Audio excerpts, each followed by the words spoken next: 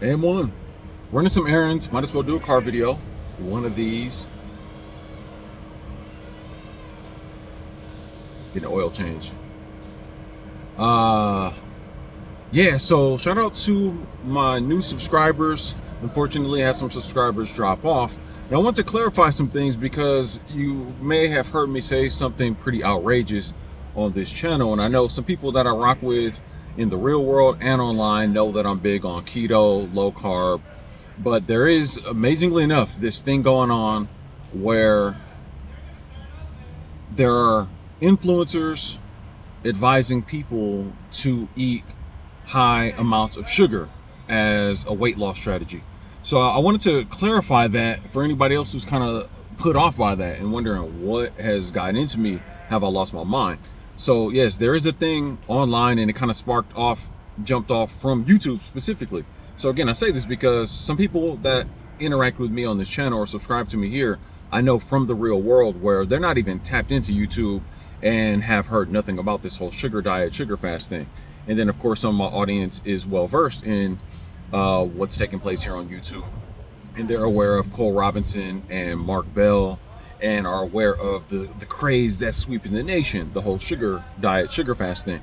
So I want to clarify that, and my position on it is that I would absolutely not utilize this sugar dieting strategy, the sugar fasting strategy. I'm still absolutely locked in on, and I don't even want to say locked in on, but I'm sticking with keto, carnivore, and I'm saying keto, carnivore, ketovore, specifically because keto is a physiological state, something that can be measured and tracked by pretty much anybody. So it's more of an objective marker of what's going on with your body, and is a great indicator of your insulin levels being low. And for a lot of people with metabolic damage, hyperinsulinemia is a big issue. Insulin resistance, to not use a fancy word. So even, I guess that's kind of fancy too, but basically your body is not managing insulin in its production and utilization of insulin. Insulin, as some of us know, some of us don't know, puts your body in an anabolic state where essentially you're going to store energy. So essentially you're going to store fat.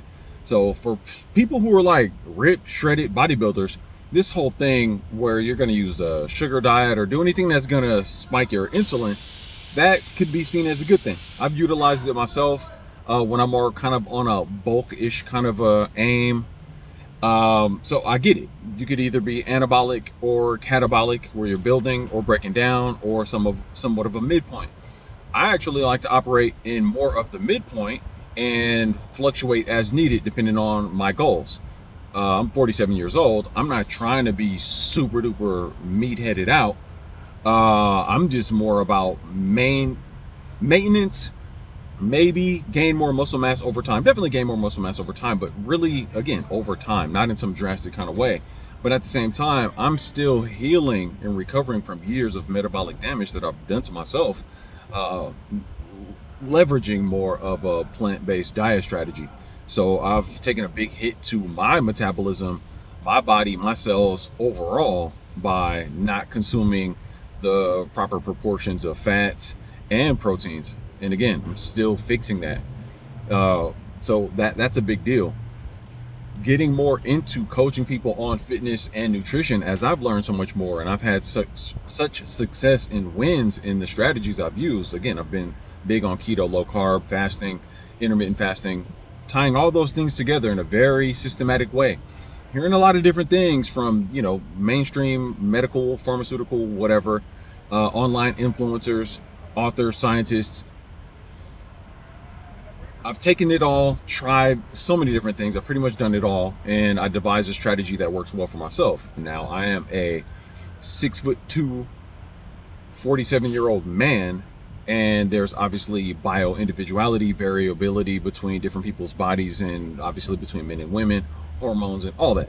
So there's all these variables we have to consider. But when we consider human physiology overall, the overall macros, substrates, protein, fat, carbohydrates, when you look at all of it, what has worked the best for me, and I think will ultimately work the best for anybody, is putting yourself somewhere where you're able to bump in and out of that state of ketosis And then another big thing, and I'm gonna do way more on this because I think this is a key thing most people are missing.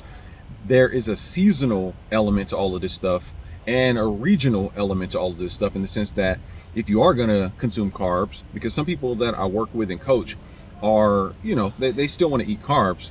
And I'm okay with that from a keto, low carb standpoint. You want to be careful with that because, again, I'm dealing with people that are more in my age range, a good, 5 or 10 years in either direction from my age. So with that, we have to consider long-term metabolic damage and how we're going to heal from that. So if you say, I want to play the carb game, okay, you got to be careful what kind of carbs you're consuming and understand the addictive nature of this. I know some people are just super duper addicted to bread. So if you're going to play that carb game, I advise against it, but people are going to do what they're going to do. If you're going to play that game, you got to understand a lot of bread from pretty much any store or market you go to has extra sugars in it.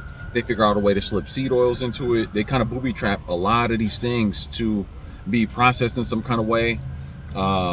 If not outright ultra processed, hyper palatable. There's things that are really playing literal physiological brain mind games with people, making you addicted to it. So this is stuff that I'm, talking to people about, where it's a very slippery slope. In the other direction, you could say, well, I'm going to go low carb keto and leverage more protein and fat, and then you're going to tap into the benefits of the satiation satiety from those particular foods. And that works to your advantage because you're going to crave less sugary things, and more sugary things have those extra processed elements to it that are going to work against you in the long run. If anything, you need to be getting the extra oils, the highly unstable fats out of your body. That stuff actually builds into your fat cells, and it takes years to essentially get that out. So that's, the stuff you're consuming is infusing into your physical makeup. So you want to get rid of that stuff sooner than later. And if you keep consuming it, you're building onto it while you should be getting rid of it. And while it's inside of your body, it's breaking down over time. So this stuff is super tricky. So you throw in the mix something like a sugar diet craze when we're dealing with people who, let's just say 35 and up. We're talking years, decades worth of metabolic damage at this point. For if anybody close to like how I grew up eating pretty decent, based on what my parents were preparing and cooking. But, growing up in the 80s, 90s, fast food, even more available, more fast food chains, and then being out on my own, 20s, 30s, fast food for sure. It was very active. So, it didn't catch up with me until later. But they say the way your body is operating in your 40s starts in your 20s. So here I am on the later side of 40s, and I get it. And again, even approaching 30, I was absolutely well overweight into obesity. Me personally, way too overweight. Hold on, like I told you, I'm getting this oil change. Or, I'm gonna stop it right there, but I wanted to try to be a little productive and get a video in and just address this whole thing. So no, I'm not advising that people eat sugar. There's a sugar diet craze thing that's going on right now. I advise against it. Keto, low carb is the way. AM1 Lifestyle. We'll be back.